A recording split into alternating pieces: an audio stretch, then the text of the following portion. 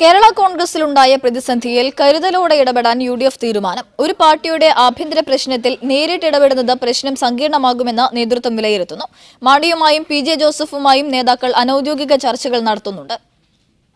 കേരള കോൺഗ്രസിലെ പ്രതിസന്ധിയിൽ ഇടപെടുമെന്നായിരുന്നു യുഡിഎഫ് നേതാക്കളുടെ ആദ്യ പ്രതികരണം. വിജയസാധ്യതയുമായി ബന്ധപ്പെട്ട് എന്തെങ്കിലും പ്രശ്നങ്ങൾ അവർ തമ്മിലുള്ള അഭിപ്രായ വ്യത്യാസത്തിലുണ്ടെങ്കിൽ അത് പരിഹരിക്കുന്നതിന് വേണ്ടിയിട്ടുള്ള ശ്രമങ്ങൾ സ്വാഭാവികമായും ഐക്യജനാധിപത്യ മുന്നണിയുടെ നേതൃത്വത്തിലുണ്ടാകും. എന്നാൽ നേതാക്കൾ തമ്മിലുള്ള കൂടിയാലോചനയ്ക്ക് ശേഷം കരുതലോടെ ഇടപെട്ടാൽ മതിയെന്ന് ധാരണയിലെത്തുകയായിരുന്നു.